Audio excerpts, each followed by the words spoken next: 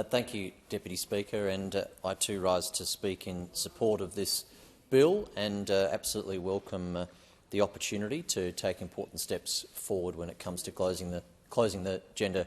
pay gap. And to begin with, I really commend the contribution of the Deputy Opposition Leader, who was of course the lead speaker for the Coalition on this bill earlier today in the House. And many speakers have shared some important experiences that they have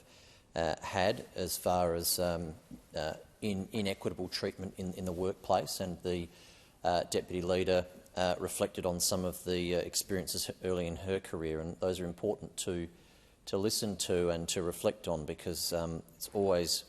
very helpful to have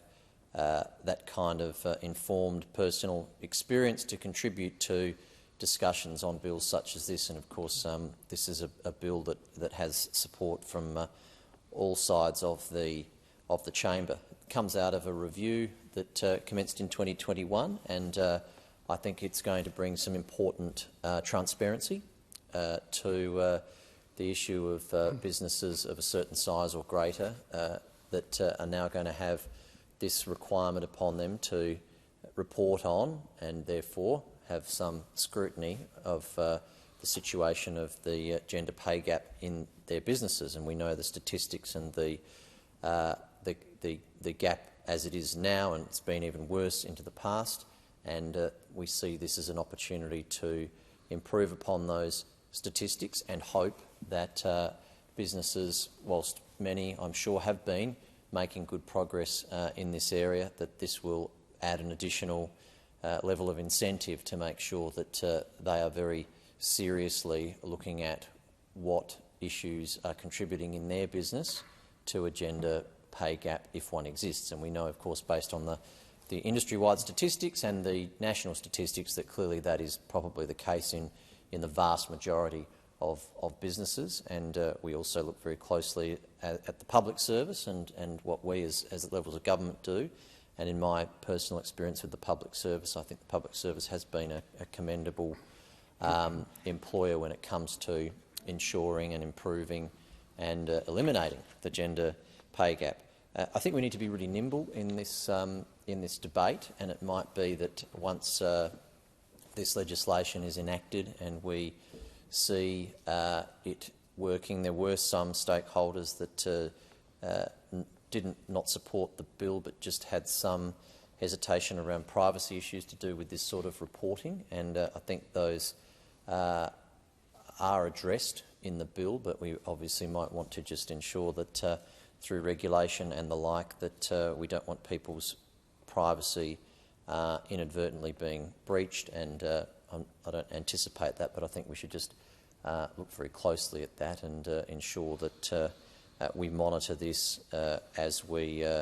see it implemented, and make sure that there aren't any unintended consequences. But as I say, I don't foreshadow that. I expect that there won't be, and we hope that this will be the next step.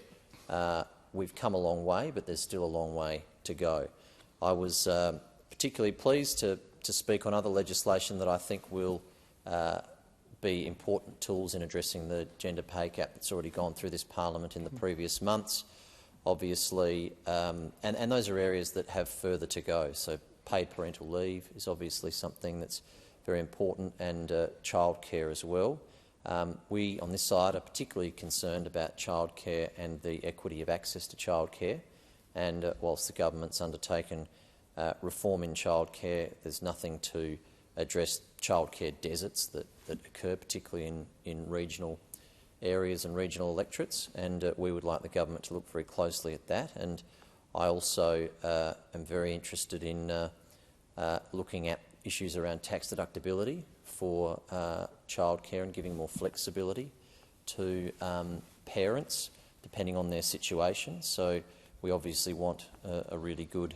universal system, and it's not universal for the reasons I've just outlined, but we also in the Coalition believe in flexibility and giving people as much flexibility as possible to make their own arrangements and not have their decision-making overly skewed by what the government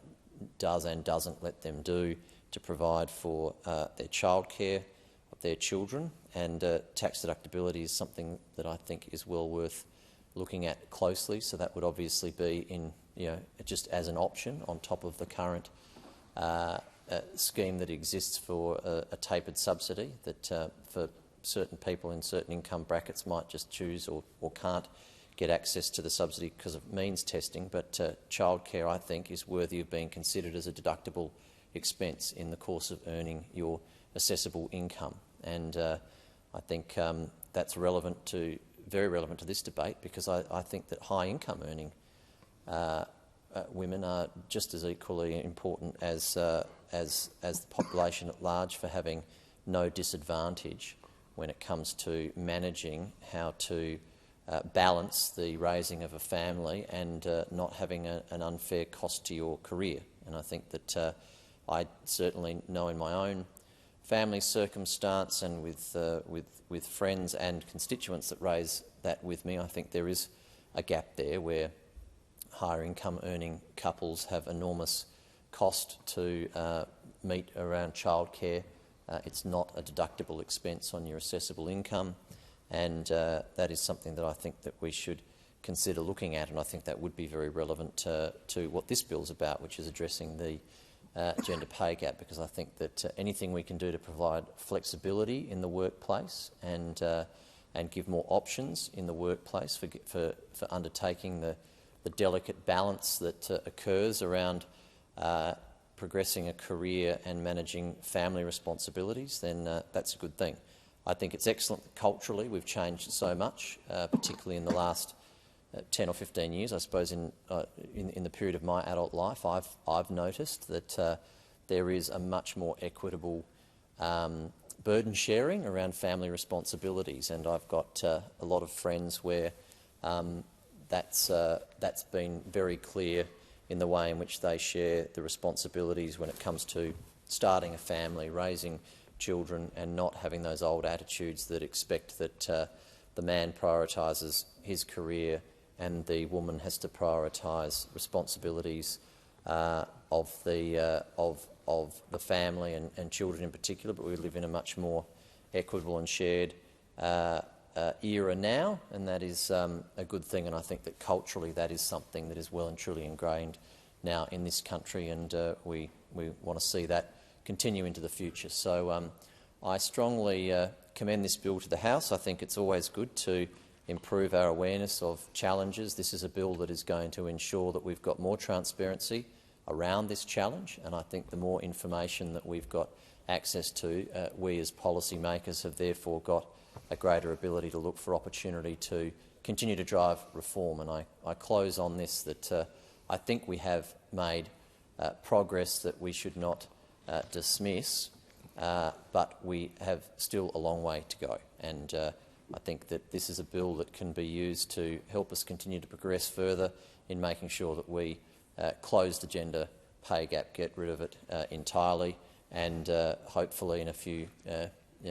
years' time we're reconsidering some of these measures and looking at their success and reflecting very proudly on days like today, where we've come together in unity as a parliament to work together on addressing something that we all agree is a very important priority in this country. I commend the bill to the House.